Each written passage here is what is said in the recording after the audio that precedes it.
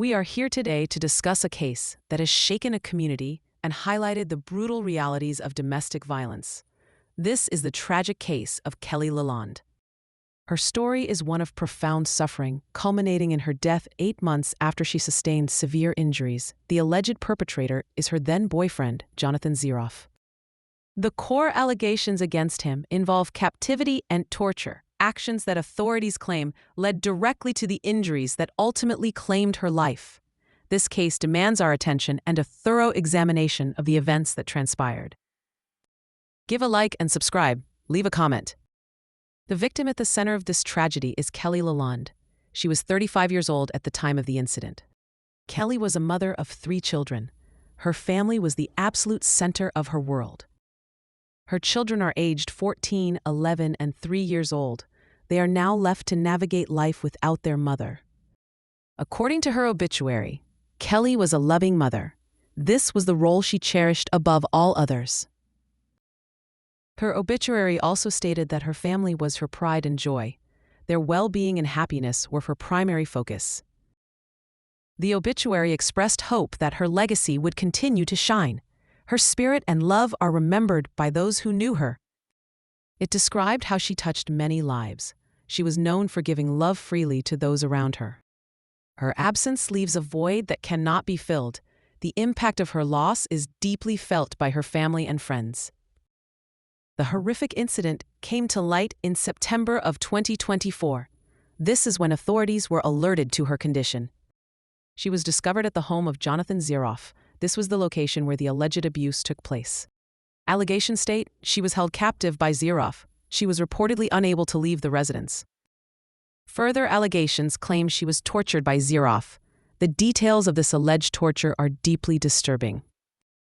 When she was found, her condition was described as severely injured. The extent of the trauma was immediately apparent. She was found to be brain dead.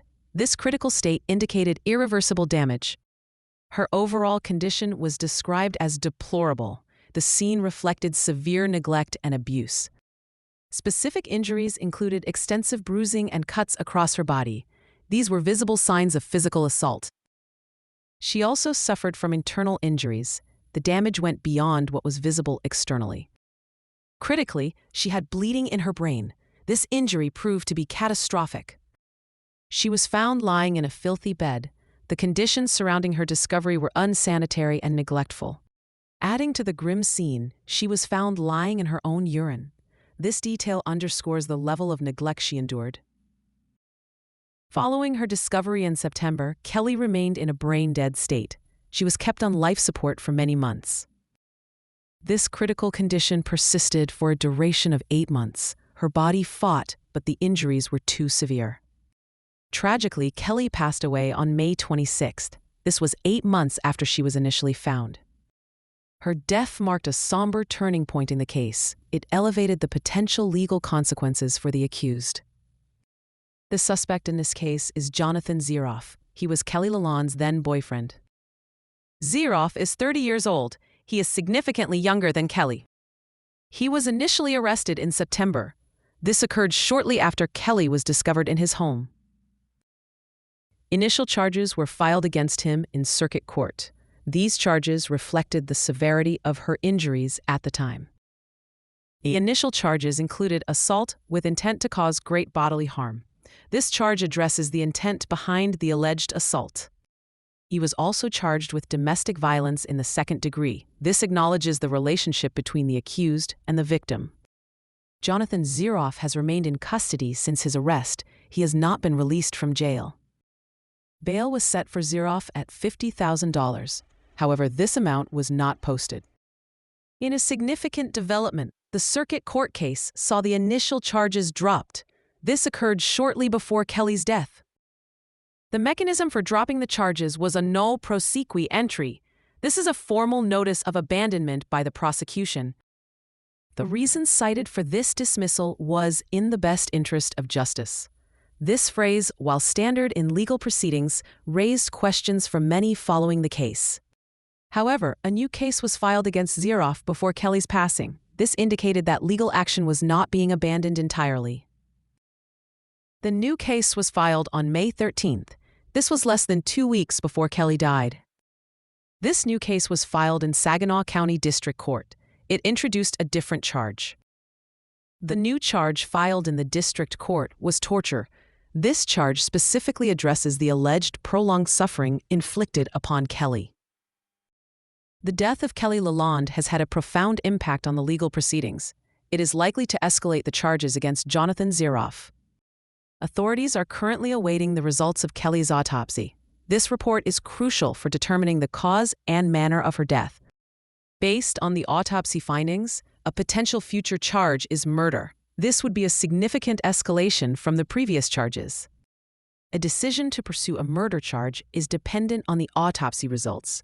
The findings must link her death directly to the injuries sustained during the alleged incident.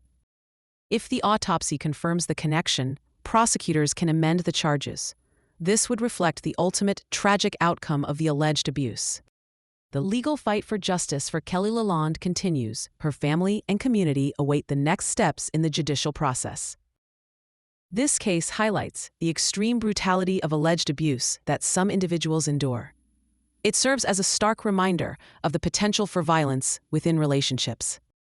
The case demonstrates the devastating consequences for the victim and their family. Kelly's life was tragically cut short, and her children are left motherless. It underscores the critical importance of addressing domestic violence in our society. This issue requires continued attention, resources, and intervention. The case of Kelly Lalonde is a call to action for justice for victims like her. Their suffering should not be in vain, and those responsible must be held accountable. Her family is left to mourn a profound loss. Her 3 children must grow up without their mother's love and guidance. The local community is also mourning the loss of Kelly. Her story has deeply affected those who knew her and those who have learned of her plight. Information regarding this case has been compiled from various sources. These include the criminal complaint filed against Zieroff. Court records provide details of the legal proceedings. Jail records confirm his custody status. Kelly's obituary offered insights into her life and character. Social media posts from family and friends have also shared her story and their grief. The pursuit of justice for Kelly Lalonde is ongoing. Her case serves as a somber reminder of the devastating impact of domestic violence and the urgent need for vigilance and support for victims.